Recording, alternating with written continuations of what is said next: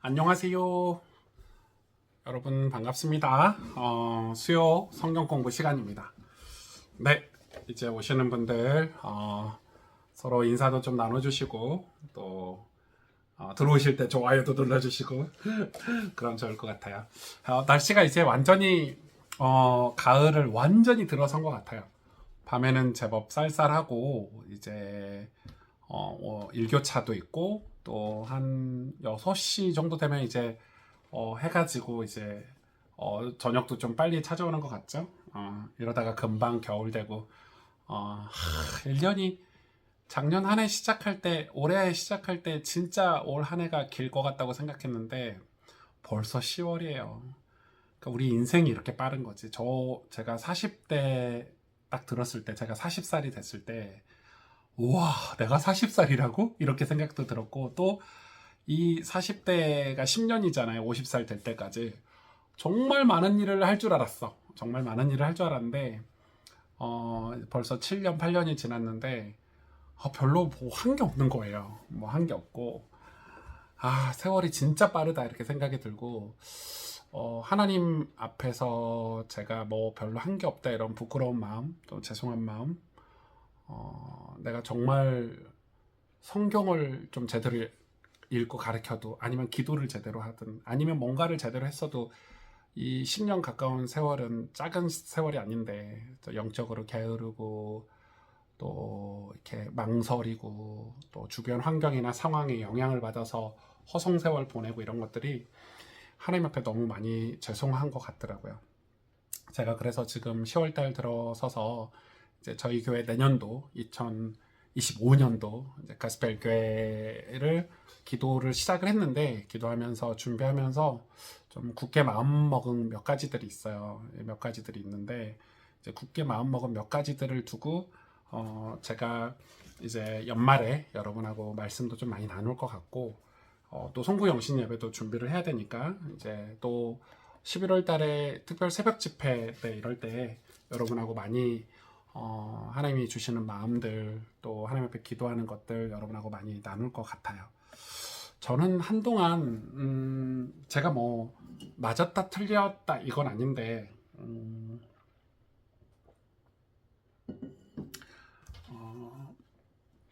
서울에서 이렇게 목회를 하고 코로나다 또 교단 옮기면서 무슨 이런 거 하면서 제가 여러분한테 좀 죄송하고 미안하고 우리 성도님들한테 우리 교회 가스펠교회 성도님들한테 진짜 미안하고 죄송한 게 뭐냐면 제가 젊고 이러다 보니까 이제 교회가 어떤 특수 사역들 또 뭔가를 이렇게 좀 많이 만들어내려고 했던 그런 모습들이 저한테 좀 있었어요. 그래서 예를 들어서 내가 이런 직원들도 쓰고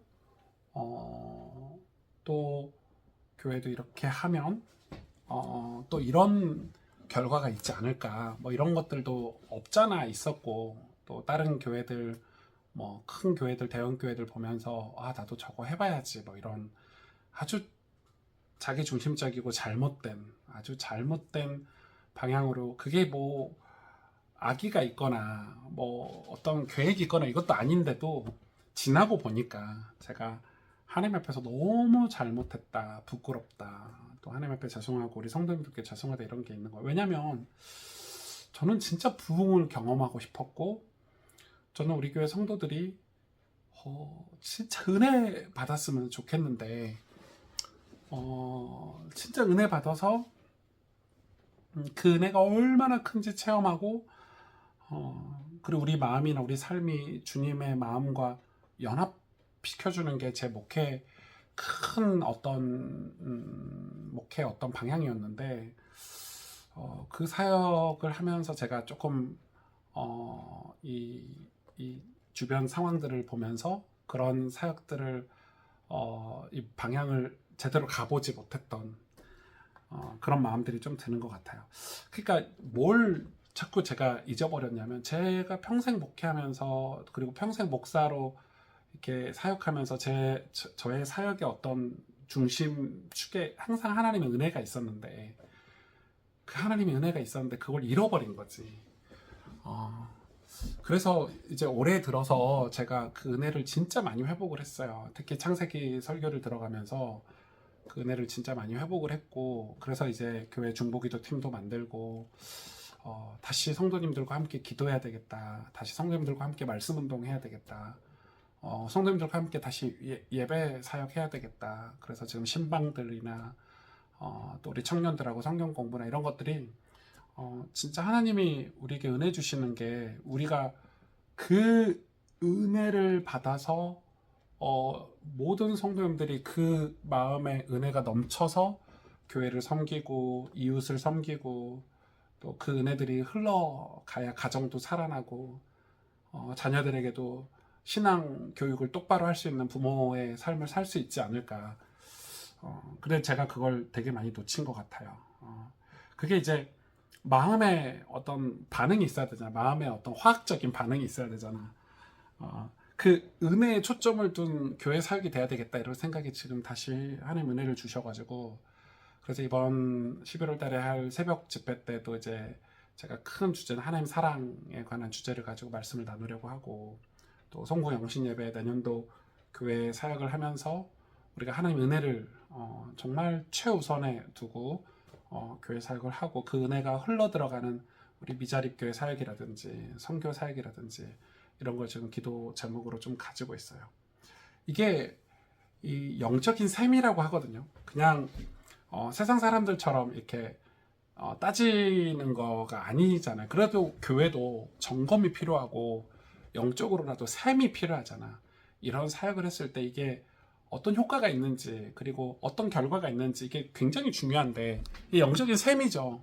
근데 우리는 하나님의 섭리나 경륜을 잘 모르니까 이 영적인 셈을 따져야 되는데, 많은 목회자들이 하나님 사랑이나 은혜만 얘기했을 때 교회 성도들이 진짜 사역을 할 수 있냐, 사역을 안 한다.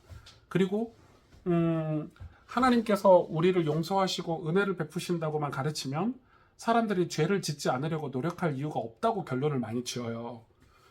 처음에 저는 그런 말들을 들으면서 처음에는 반신반의했지.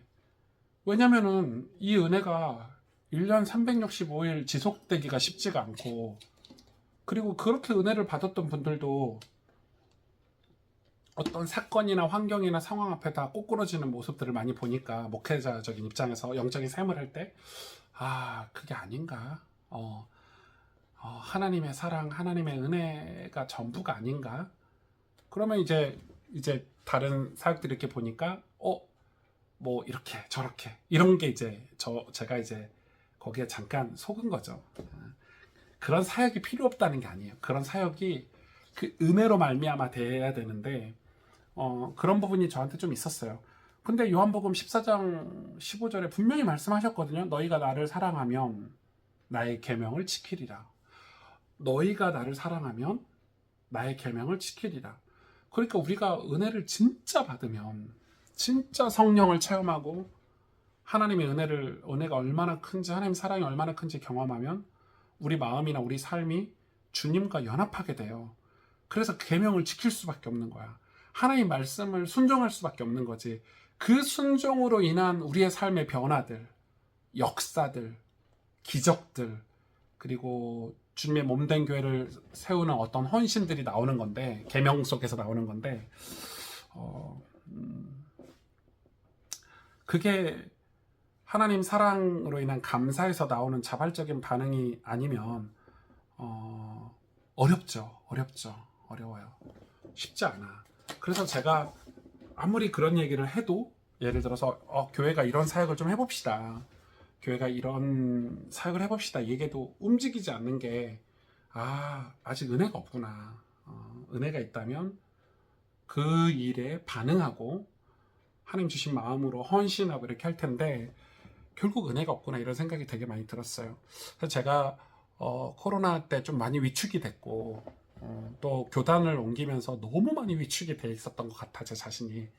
그러니까 은혜에 대해서, 하나님의 은혜에 대해서 완전한 그런 자신감, 확신, 내 영혼이 확신을 가지고 성도님들에게 내가 전하는 이 은혜의 복음이, 하나님 말씀이 확신을 가지고 내가 오승주 목사가 하는 게 아니라는 확신을 가지고 하면 되는데, 뭐 코로나다, 뭐 교단 옮기면서 얼마나 많은 그런 두려움들, 그런 상황에 관한 그런 이 강박감들, 그리고 교회가 조금 어려우니까 어떤 재정이나 어떤 사역이나 이런 게 좀 어렵다 보니까 저도 모르게 눈을 하나님 은혜가 전부다 이렇게 바라본 게 아니라 눈을 살짝 이렇게 곁눈질을 한 것 같아요. 여러분 앞에 좀 회개하고, 그리고 올해 작년에 회개했죠. 작년 말에 회개를 다 했고, 하나님 앞에서는. 그리고 올해 들어서는 은혜 받아야 되겠구나, 우리 청년들도 은혜 받아야 되겠구나, 우리 장로님들도 은혜 받아야 되겠구나, 우리 집사님들도 은혜 받아야 되겠구나, 우리 아이들도 은혜 받아야 되겠구나, 우리 교육자들도 은혜 받아야 되겠구나. 이제 제 마음은 어,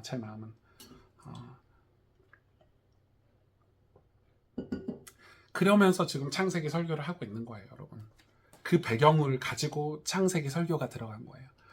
이 성경의 구약의 인물 설교가 들어간 거예요. 그런데 이제 아브라함, 이삭, 야곱, 지금 요셉에 와서 이제 하나님이 이제 아브라함 때보다, 이삭 때보다, 야곱 때보다 요셉에 와서 하나님 은혜가 이제 이렇게 드러나는 거잖아요. 이 시기적으로 내 족장들 설교를 하면서 이제 처음에 하나님이 아브라함에게 약속하셨고 행위 언약을 주셨고, 그 행위 언약 할 때는 우리가 마음에 감동이 없었는데, 오면서 이제 요셉에 와가지고 하나님의 사랑이 이제 느껴지고, 이제 어제 그저께죠.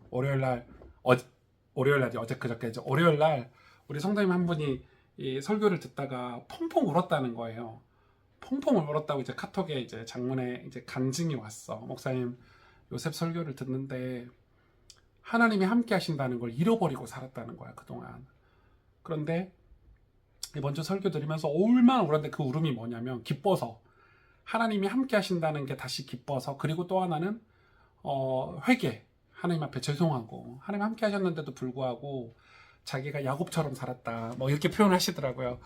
요셉을 보면서 지금 하나님이 나는 하나님을 바라보지 않고 살았는데 하나님이 나하고 함께 하셨구나. 그래서 다시 하나님을 바라볼 수 있는 이 말씀을 통해서 이게 눈을 열어주셔서 감사하다고. 제가 설교 시간에 성도들 막 그 아이 컨택하고 설교하는 스타일은 아니니까 설교 시간에 내내 우셨다고 하더라고요. 그래서 이런 간증을 사실 공개하고 또 다른 분들이 더 은혜 받을 수 있도록 이렇게 간증문도 주보에 올리고 막 이렇게 하고 싶은데, 이제 저희 성도님들이 다 이렇게 착하셔가지고 저처럼 아무튼 그래요.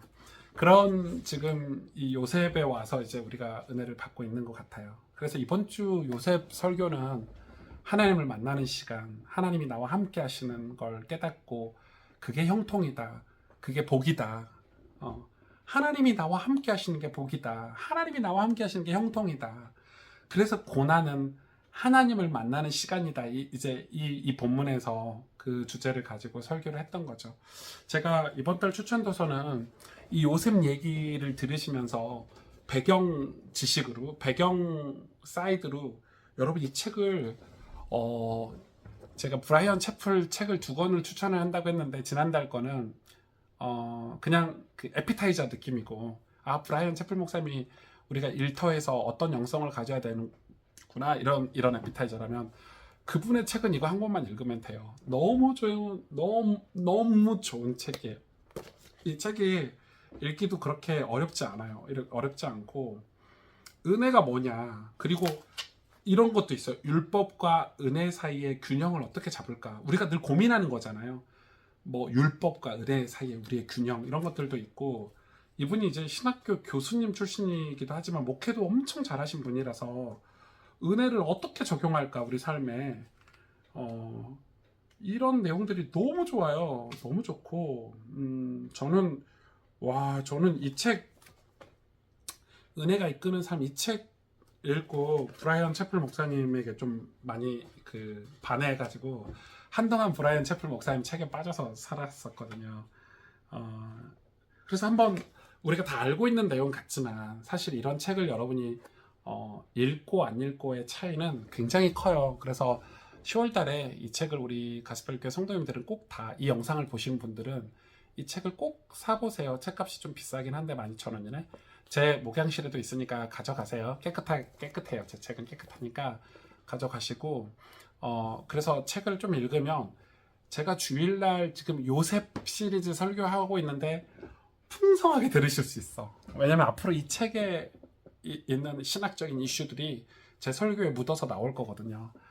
정말 좋습니다. 정말 좋고, 사실 이제 이번 주 설교 가지고 이제 성경 공부를 이제 조금 다루자면은, 우리가 사실 요셉이 애굽으로 가야 되겠다는 생각이 없는 거예요. 그러니까 자신의 뜻과 상관없이 요셉은 지금 노예로 팔려가고, 심지어 애굽에 무슨 뭐 공부하러 갔다, 뭐 애굽에 공부하러 갔다, 유학을 갔다 이것도 아니고, 뭐 돈과 뭘 들고 가서 장사하러 갔다 이것도 아니고, 하나님이 요셉을 애굽으로 데리고 가는 방법이 이거밖에 없는 거지. 왜냐면 요셉이 막 아버지 때문에 호의호식하고 채색 옷을 입고 교만하게 막 어리광 부리면서 이렇게 있는 그 요셉에게 애굽으로 가라면 누가 가겠냐고요. 그래서 하나님은 이런 일들, 사건들을 만드셔서 요셉이 애굽에 가야 굶어 죽지 않고, 또 이 가족들이 복음을 받고, 이게 하나님의 섭리와 경륜과 뜻이 이루어져야 되고, 하나님이 이 오실 메시아 그리스도의 그 언약을 이루기 위해서 요셉이 반드시 애굽에 가서 총리를 해야 되는데, 그 방법은 노예로 가는 방법밖에 없어요. 그래서 이 39장 1절에 요셉이 이끌려 애굽으로 내려가매, 인생의 완전 내리막길이잖아요. 요셉이 느꼈을 때는 노예로 팔려가는데 쇠고랑 차고, 발에 쇠고랑 차고 끌려가는데 비참했겠지. 그리고 이제 그가 친위대장, 바로의 신하 친위대장이면 요즘으로 말하면 뭐 비서실장 이런 거 아닙니까? 엄청 강력한 권력 집에, 이 보디발의 집에 노예로 간 거예요. 근데 여러분, 보디발의 집에 노예가 몇 명 있었을까요? 제가 대충 계산해도 최소 20명이에요. 최소 20명. 그러니까 노예가 엄청 많았을 거야. 뭐 발 닦는 노인, 뭐 마차 끌어주는 노인, 요리하는 노인, 거실 청소하는 노인, 뭐 재산을 관리하는 노인, 뭐 얼마나 많았겠어요, 노예 중에. 근데 이 18살짜리 어린, 그것도 이방 노예로 끌려와갖고 돈 주고 샀겠죠. 그런 노예로 간 거예요. 그러니까 이제 요셉 입장에서는 애굽의 언어도 모르죠. 애굽의 문화도 모르죠. 가서 노예 생활을 하려면 얼마나 많은 혹독한 훈련을 또 받아야 되겠어. 와, 그 모든 걸 다 견뎌야 되니까 요셉의 고난은 만만치 않았어요. 만만치 않았어요. 그러니까 인생의 내리막인 거예요. 근데 이제 제가 설교하는 그 설교의 포인트는 뭐예요? 그 내리막을 잘 내려가야 되는 거야. 그 내리막을 내려가서 요셉이 만약에 하나님 왜 이러십니까? 진짜 하나님의 약속을 믿을 수가 없겠네요. 하나님 우리에게 복 주고 번성하게 하고 함께 하겠다고 약속하셨는데 왜 노예입니까? 이렇게 되면은 그 내리막은 잘못된 내리막인 거예요. 그 바닥은 잘못된 바닥인 거야. 우리 성도들이 거기서 대부분 신앙생활에 어떤 단계에 진입하지 못하는 거지. 제가 그게 어떤 청년들이 감정선에서 신앙이 많이 머물러 있다고 표현을 했는데, 감정선에 너무 많이 머물러 있는 거예요. 이게 뭐 어떤 감정선이냐면, 내가 볼 때 하나님이 당신들이 자기들이 하나님께 한 건 아무것도 없어. 뭐 예배를 똑바로 드렸어, 헌금을 똑바로 했어, 뭐 하나님 말씀에 순종해서 거룩하고 은혜롭게 살았어. 그것도 아니면서 다들 감정선에 걸려 있어. 어떤 감정선이냐면, 뭐 하나님 살아 계시나, 뭐 하나님 나한테 해준 게 뭐가 있나, 뭐 이런 거 있잖아. 교회 가서 상처받았고, 뭐 교회 다녀봤는데 소용없고, 어떤 자기 감정선에 다 걸려 있는 거예요. 근데 그런 사람들은 다 내리막이나 바닥을 칠 때 잘못 내려가고 잘못 한 거지. 왜냐면은 하나님 약속이 없는 신앙생활을 하다 보니까, 하나님의 약속을 붙잡는 신앙생활을 하지 않았다 보니까, 그런 내리막이나 그런 하나님이 그들의 삶에 작동할 때 약속이 없다 보니까 자기 중심적으로 해석하고 감정으로 해석을 하다 보니까 그 내리막 잘못 내려가서 영원히 무너지는 경우가 많아요. 그래서 여러분 신앙생활 시작하면서 좀 율법적으로 시작하셔도 좋아. 하나님 약속을 알고 있어야 돼. 요셉은 하나님 약속을 확실히 알고 있었잖아요. 아브라함에게 주셨던 하나님의 약속, 그게 이삭에게, 야곱에게 얼마나 많이 들었겠어요? 그 약속을 붙잡고 있었던 거야. 여러분, 그게 요셉이 내리막길을 내려가서 잘한 행동이에요. 그리고 내려가서 요셉이 그냥 거기서 그냥이 아니잖아요. 하나님이 함께 하셨잖아. 하나님이 함께 하신 것을 보디발이 볼 정도야. 여러분 생각해봐요. 노예가 수십 명 있었을 텐데 보디발은 또 친위대장이니까 얼마나 바빠요. 맨날 국가의 부름에 바로 근처에서 살아야 돼. 집에 며칠이나 왔을까요? 여러분, 비서실장이 자기 집에 며칠이나 갈까요? 그러니까 여러분 생각해보세요. 상황상 바로가 요셉이 눈에 띄었겠어요? 눈에 띌 리가 없어, 보통 노예라면. 그 말은 요셉이 하나님의 약속을 붙잡고 영적으로 회복하려고 얼마나 노력했을까. 그 내리막을 경험한 요셉이, 그 바닥을 치고 있는 요셉이 하나님이 나와 함께 하신다는 삶이 바로에게 보이기까지 얼마나 몸부림을 쳤을까. 여러분 이해가 되세요? 예, 이거는 정말 이 중요한 얘기라고 생각이 들어요. 근데 그게 여러분 시편 119편 71편에 고난당한 것이 내게 유익이라. 왜 유익이냐? 주의 율례를 배우고자 함이라. 그러니까 지금 요셉은 고난을 당했는데 그게 유익으로 만든 거예요. 왜? 주의 율례, 하나님 말씀을 배우는 시간. 분명히 아버지에게 들었던, 아브라함에게 주셨던 그 약속을 이거 진짜였네.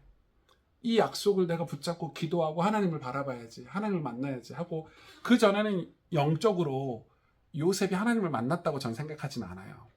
아버지에게 들었던 걸 가지고 하나님을 인격적으로 만났다고 생각하지 않아. 근데 요셉은 이때 하나님을 만난 거예요. 이때. 그래서 갑자기 요셉이 밝아졌잖아요. 형통했어. 하나님의 복이, 하나님이 함께 하신다는 게 보디발이 볼 정도로, 그리고 본인이 스스로 느낄 정도로 하나님이 함께 하시네? 이렇게 된 거죠. 그러니까 여러분, 여기서 우리가 얼마나 신앙적인 교훈을 많이 얻을 수 있어요. 야, 우리가 교회를 다니고 예수님을 믿는데 한 번은 뚫어야 될 게 뭐냐? 한 번은 지나가야 될 게 뭐냐? 십자가의 복음 아닙니까? 여러분, 교회 와서는 복음을 들어야 돼요. 많은 사람들이 잘못 가르치고 있는 게 뭐냐면 교회 밖에서 복음 듣고 교회에 와서 신앙생활하고 있는데, 저는 아니라고 생각해요. 교회에 와서 복음을 들어야 돼요. 근데 교회를 다니면 복음을 안 들어. 다 안다고 생각해. 근데 막상 대화해 보면 복음을 몰라. 예수님이 누군지도 모르고 예수님을 마음속에 영접한 적도 없고 감정선에 다 걸려 있다니까요. 교회 갔다가 교회가 마음에 안 들면 안 가고, 헌금도 안 하고, 예배도 안 드리고, 지네들 마음대로야. 예배 갔다 안 갔다. 제가 왜 이 얘기를 지금 계속 하냐면, 이게 교회가 만들어낸, 목사님들이 만들어낸 그 잘못된 목회 중에 하나라는 거지. 성도들이 상처받을까봐 아유, 예배 안 나오셔도 돼요. 아유, 하나님 잘 안 섬기셔도 돼요. 아유, 성도들이 떠날까봐 계속 타협을 하는 거야, 성도들하고. 저도 그걸 진짜 많이 했고. 이게 진짜 제가 목사는 하나님을 바라봐야 되잖아요. 목사는 하나님을 두려워해야 돼. 성도들을 두려워할 게 아니고. 근데 지금 한국교회 목사들 다 성도들을 두려워하잖아. 성도들한테 하나님 말씀 전하는 걸 두려워하잖아. 그래서 성도들이 자기 마음대로 자기 진짜 마음대로 살아도 목사들이 말 한마디 못 하는 거예요. 교회 떠날까봐, 헌금 안 할까봐. 교회를 떠나든 헌금을 안 하든 우리가 복음을 전해야 되고 강단에서 하나님 말씀을 전해야 되고 그래야 되는데, 아무튼 요셉은 이때 하나님을 만난 거예요. 그리고 하나님 함께 하심의 삶을 두고 얼마나 치열하게 살았을까요? 얼마나 기도하는 시간을 가졌을까요? 여러분, 노예가 기도할 시간이 있어요? 여러분, 노예의 삶을 아시잖아요. 기도할 시간이 없어요. 그가 남들 잘 때 하루 종일 노동하니까 피곤해 쓰러질 텐데 그 시간에 하나님께 기도하는 거예요. 그러니까 저는 우리 청년들 중에 그런 청년들도 있더라고. 너무 힘들어서 아침에 못 일어나서 예배를 못 왔다. 저는 그럼 평생 예배 못 드리는 거예요. 평생 하나님 앞에 기도 못 하는 거예요. 평생 은혜 못 받는 거야. 여러분, 요셉은 노예였다니까요. 노예한테 개인 시간이 어디 있어요. 그러면 요셉이 기도할 때 진짜 틈날 때, 남들 쉴 때, 쓰러져 잘 때, 그럴 때 말씀 묵상하고 기도하고 예배드리고, 요즘으로 말하면 뭐 그 당시 예배 형식이 있는 건 아닐 테니까 그 말씀을 되새기고 하나님 도와주세요. 여러분, 우리가 그런 게 있나요? 제가 고등학교 때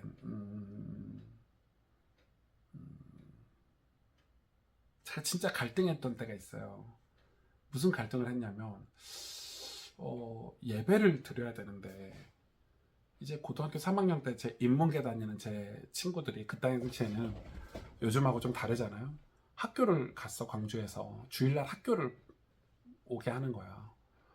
저는 이제 실업계 고등학교를 다녔으니까 주일날 학교 안 가고 교회를 하루 종일 있을 수 있었지. 진짜 감사한데 무슨 마음이 드냐면, 나 혼자 교회에 있고 다 학교 가니까 애들이. 그래서 이제 우리 전사님이 학교 가는 아이들을 위해서 이제 뭐 새벽에 이제 성경 공부 예배를 이제 드려주는 거지, 고3 예배를. 근데 저는 고3 예배를 안 가도 되잖아. 주일 대예배도 갈 수 있고 오후 예배도 갈 수 있고. 근데 그게 창피한 거야. 왜냐면 교회 장로님들, 집사님들이 그러는 거야. 야, 승주, 너는 고3인데 왜 대예배 드리고 있냐고, 왜 오후 예배 드리고 있냐고. 야, 참, 그것도 갈등되더라고요. 그래서 제가 그랬지. 제 친구들하고도 얘기했어. 야, 너네 주일날 학교 가는 게 맞냐? 예배 드려야 되지 않냐? 했더니 학교에서 안 오면 난리 나니까, 인문계 애들은.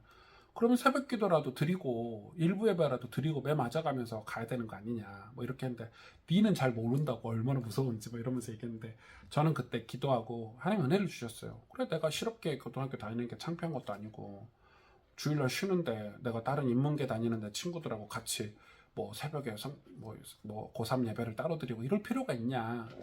그래, 뭐 내가 어차피 목사 될 거고. 그래서 그냥 아침부터 저녁까지 교회 있고 하루 종일 예배 드리고 어른 예배 다 드리고 막 이랬거든요. 근데 저는 그런 게 진짜 지금에 와서는 감사한 거야. 하나님 진짜 살아계시다. 그리고 저는 이 대학교 갈 때도 제 친구들보다 공부도 못했지만 실업계 갔는데 그래도 신학교 붙었고, 하나님 은혜로 붙었고, 또 신학교 가서도 마찬가지고. 저는 왜 제가 지금 신앙생활에 있어서 우리가 목회자들이나 이제 교회가 미스하는 게 뭐냐면, 자꾸 성도님들의 생활에 타협하는 거지. 성경이 기준이 돼서 하나님의 약속이 기준이 된 신앙생활을 가르쳐야 되는데, 하나님의 약속이 점점 멀어지는 거야. 그러니까 하나님의 약속이 기준이 아니고 우리의 상황이나 환경이 기준이 돼버리는 거지. 그러면 은혜 못 받는 거예요, 여러분. 거기는 은혜가 없어요, 여러분.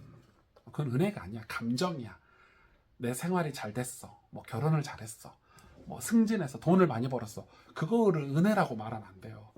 그걸 자꾸 은혜라고 말하니까 교회에서 그런 사람들 간증시키고 이러니까, 진짜 성령 충만한 거, 정말 하나님이 나와 함께 하시는 신앙 있잖아요. 고난 속에서, 어려움 속에서 내가 주님을 섬기고 하나님을 섬기고 내가 하나님을 온전히 예배하고 하나님께 종속된 삶을 살아서 하나님의 영광을 바라보면서 천국 복음에 대한 기쁨과 감사함으로 진짜 내 삶에 기적이 일어나야 되는데, 내 삶에 복이 흘러 넘쳐야 되는데, 그 신앙까지 가질 못하는 거예요, 현대 교회는.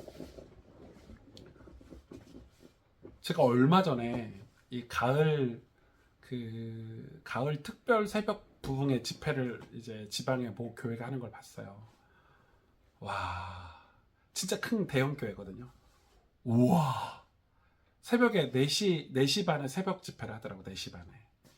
4시 반에 그 큰 본당에 앞자리까지, 주일학교 아이들까지 꽉 찼어요. 진짜로. 여러분, 그것뿐만 아니고 뭐 분당 우리 교회 이찬수 목사님 새벽 집회 하는데 꽉 찼잖아요. 그러니까 제가 무슨 마음이 드냐면, 우리 같은 젊은 목사들이 그런 어른 목사님처럼 믿음이 없구나. 하나님 은혜 받으면 끝난다, 하나님이 함께 하시면 끝난다, 이게 없구나. 그러니까 타협을 하는 거예요. 우리 중고등부 애들은 좀 멀리 사니까, 우리 아이들 공부하는데 바쁘지. 우리 집사님, 권사님, 장로님 바쁘신데 쉬셔야지. 내가 성도들 다 죽이고 있는 거야. 다 죽이고 있는 거야. 하나님 방법은 뭐예요? 요셉이 하나님께 은혜 받도록 지금 노예로 보내신 거잖아요. 요셉이 하나님의 은혜만 받도록 하나님의 함께 하심을 온전히 경험하도록 지금 노예를 보내신 거잖아. 왜? 하나님은 하나님 은혜가 전부라는 걸 아시는 거지. 그 은혜 받으면 어떻게 됐다고요? 보디발이 요셉에게 가정 총무로 경제를 다 맡겼어. 성경이 기록하고 있죠. 요셉에게 주신 복이 그의 보디발의 집에 농작물에게까지. 하나님이 함께 하시면 여러분 못할 일이 뭐가 있어요. 하나님이 함께 하시면 안 되는 일이 뭐가 있어요. 근데 우리의 믿음은 그 하나님의 함께 하심을 경험하지 못하는 어떤 감정선에 다 갇혀 있다니까. 이걸 어떻게 뚫어야 될까요? 이걸 어떻게 해결해야 될까요? 여러분 진짜 어떻게 해결해야 될까요? 시편 146편 5절 야곱의 하나님을 자기의 도움으로 삼으며 여호와 자기 하나님에게 자기의 소망을 두는 자는 복이 있도다. 복이 있도다. 약속하셨잖아요. 하나님을 나의 도움 삼고 하나님에게 내 소망을 두고 하나님을 예배하고 하나님을 섬기고 주님의 몸된 교회를 섬길 때 하나님이 복 주시겠다고 약속하셨잖아요. 이 복은 하나님이 함께 하시는 복. 하나님이 함께 하시는 거예요. 하나님이 함께 하시는 복이에요. 여호와께서 요셉과 함께 하심으로 그가 형통한 자가 되어 그의 주인 애굽 사람의 집에 있으니. 여러분 요셉이 보디발에게 아부하고 보디발을 위해서 복받은 게 아니야. 여호와께서 요셉과 함께 하심으로 그가 형통한 자가 되어 그의 주인 애굽 사람의 집에 있으니. 하나님이 함께 하신 사람이 애굽 사람의 집에 있으니까 그의 주인이 여호와께서 그와 함께 하심을 보며 또 여호와께서 그의 범사에 형통하게 하심을 보았더라. 이렇게 기록하고 있어요. 여러분 하나님의 백성들이 하나님 함께 하시는 상태로 직장에도 있고 가정에도 있고 교회에도 있고 세상에도 우리가 하나님이 함께 하신 사람으로서 세상에 있는다면 사람들이 보는 거예요. 복이 드러나요. 하나님이 함께 하시는 게 드러나게 돼 있어요. 그 복은 확장되는 거니까. 살아있는 복이니까. 생명력이야. 바라크 생명력이야. 그러니까 그런데 우리는 왜 불안하고 다투고 예민하고 어떤 감정선에 딱 갇혀요. 우리 안에 욕망이 있지 신앙이 있는 게 아닌 거야. 여러분 내 안에 신앙이 있는가? 하나님이 함께 하시는, 하나님이 나를 정말 사랑하시고 나에게 은혜 베푸시는 하나님이신가? 그 하나님을 바라보고 사는 그 믿음인가? 아니면 내 안에 욕망이 자리 잡고 있어서 바리새인들처럼 욕망이 자리 잡고 있어서 욕망을 이루기 위해서 하나님을 사용하고, 욕망이 이루어지기 위해서 하나님께 헌금 좀 하고, 욕망이 이루어지고도 교회 왔다 갔다 하고, 정말 하나님이 살아계신 하나님이 날 구원하시고 내를 지옥 안 가고 천국 가게 한 천국 복음을 나에게 전해주신 하나님인가? 내 남은 인생 하나님을 예배하고 하나님을 찬송하고 하나님만 섬기겠다는 그런 믿음인가? 요셉이 그 믿음 체험한 거예요. 이 고난 속에서, 내리막에서, 그의 바닥을 치는 인생 속에서. 그 인간의 욕망을 이용한 게 마귀잖아요. 다들 감정선에 갇혀있다는 건 마귀가 전부 상처, 인간관계, 내 안에 욕망 이런 걸로 다 하나님처럼 흉내내가지고 우리를 유혹하고 있는 거예요. 그래서 하나님 그러잖아요. 그런 욕망을 채우는 종교 말고 예수님을 영접하라고. 영접하는 자 곧 그 이름을 너희에게 주셨으니 그 이름을 믿는 자들에게는 하나님 자녀가 되는 권세를 주시겠다고. 하나님이 함께 하시는 게 생명이에요.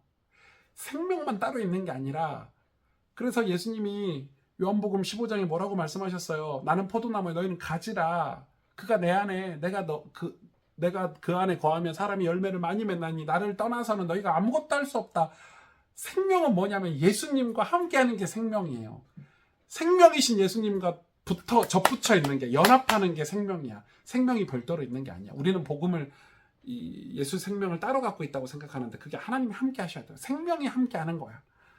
그 생명을 공급받는 거지.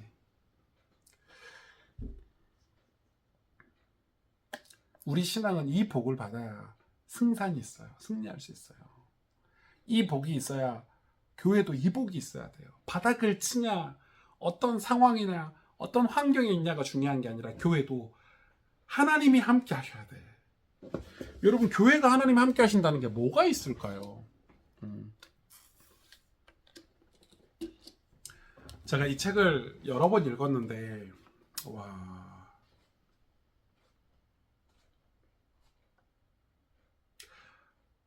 은혜를 받잖아요. 은혜가 죄를 밀어내. 은혜를 받잖아요.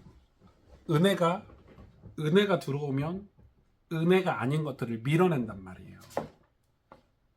그러면은 그 은혜가 오면 하나님의 성품이 우리 안에 드러나게 돼 있어. 그래서 그 은혜를 말씀으로 받으래요. 말씀을, 하나님 말씀으로.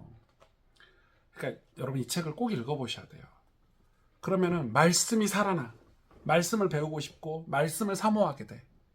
그래서 이 브라이언 채플 목사님이 하는 얘기예요. 은혜를 받기 시작하면 그 은혜가 말씀에서 오기 때문에 교회에서 말씀이 선포되는 모든 자리를 사모하게 된다는 거야.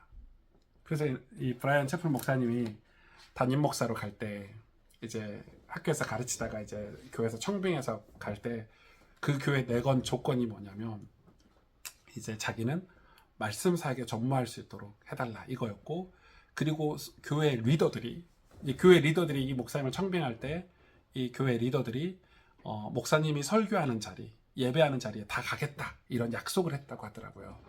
그게 그 교회가 그 지역사회에서 은혜를 끼칠 수 있을 만큼 변화되는 키포인트였다라고 브라이언 채플 목사님이 얘기를 해요.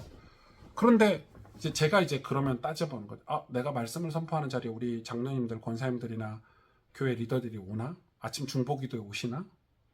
전도학교에 다 오시나? 안 그러거든요. 그럼 저는 목회를 지금 잘못하고 있는 거야. 토요 제자훈련에 오시나? 안 오시잖아. 그건 저는 목회를 완전 잘못하고 있는 거지.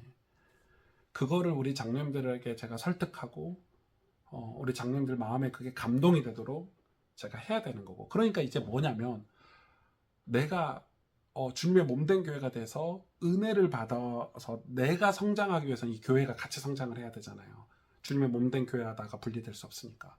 그러기 위해서 내가 변화되고 내가 하나님의 축복을 받고 형통하고 복이 되려면 그 기준 조건이 뭐냐면 말씀의 은혜를 받아야 된다는 거야.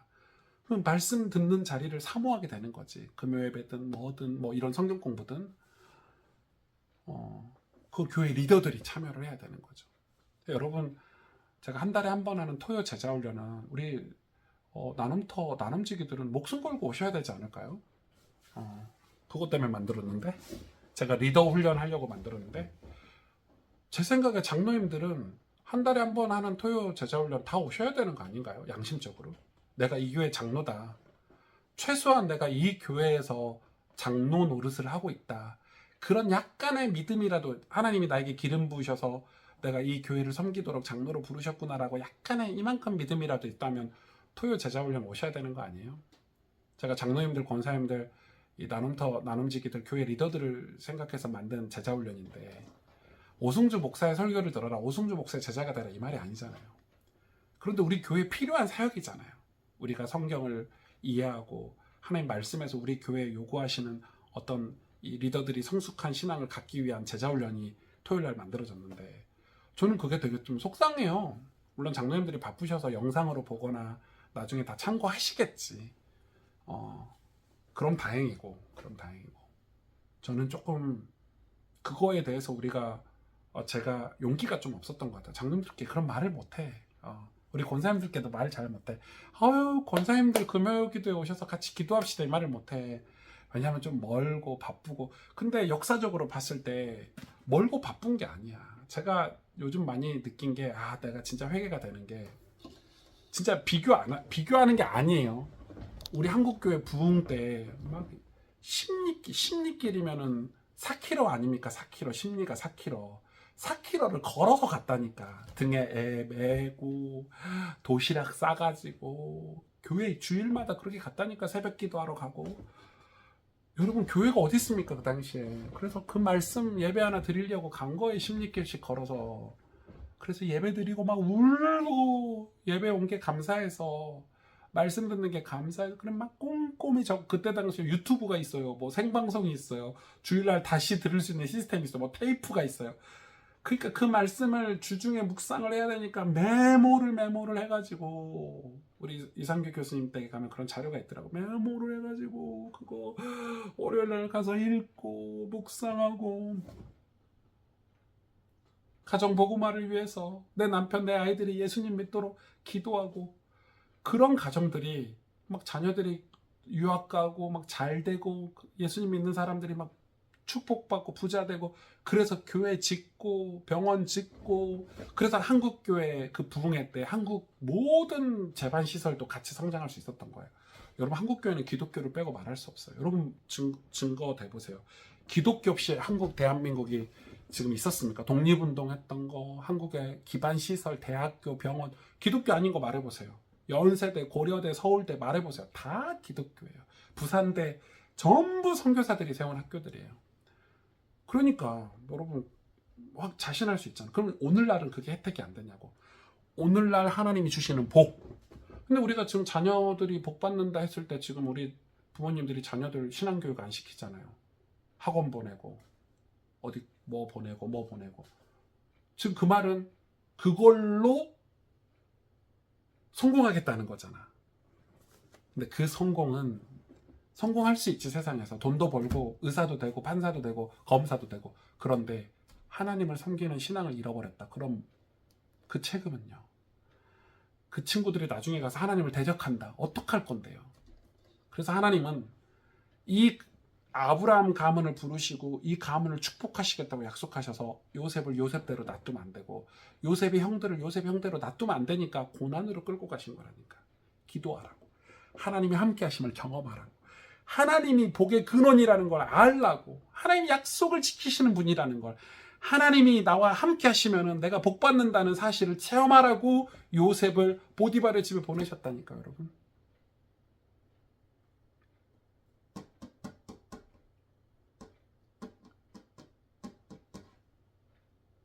그게 어려워요. 저는 이제 그걸 알지. 제가 목사로 사역하는 것보다 기도하는 시간이 더 중요하구나. 제가 밖으로 막 돌아다니는 시간보다 주일 설교 준비하는 시간이 내가 하나님께 성령의 감동을 받아서 말씀을 성도들에게 전하기 위해서 기도하고 하나님이 주신 말씀을 전하기 위해서 기도하는 게 더 중요하구나 이렇게 깨달은 게 저는 이제 조금씩 균열이 생길 거라고 생각이 들어요. 우리 교회의 균열, 강팍한 우리 마음에 균열이 생겨서 은혜가 들어가지 않을까. 전 자신하고 있습니다. 왜냐하면 기도하기 시작했잖아요. 지금 중보기도팀이 한 달에 한 번씩 철야기도를 시작하고 우리 윤 전사님이 기도회를 인도하면서 기도하기 시작했잖아요. 우리가 정말 하나님을 바라보기 시작했잖아요. 그럼 하나님 섭리가 작동되는 거니까 요셉이 보디발의 집에 가면서부터 지금 작동하는 거거든요. 하나님의 섭리가. 보십시오. 하나님 어떻게 이루시나. 하나님이 나와 함께 하시는 그 복이 우리 성도님들에게 막 체험이 되기 시작할 거예요. 그러니까 엊그저께 문자도 저한테 카톡도 오시는 거예요. 그건 작동하는 거예요. 일하고 계시는 거잖아요. 하나님이 일하시는 거잖아요. 우리 모든 성도님들이 이 고난 속에 들어갔으면 좋겠어. 하나님을 정말 인격적으로 만나도록. 다들 착각하고 있는 거야. 하나님 만나고 있다고. 근데 만난 게 과거에 하나님 만났다 이거지. 내가 지금 오늘 내가 하나님 말씀을 사모하고 은혜를 받고 있는가.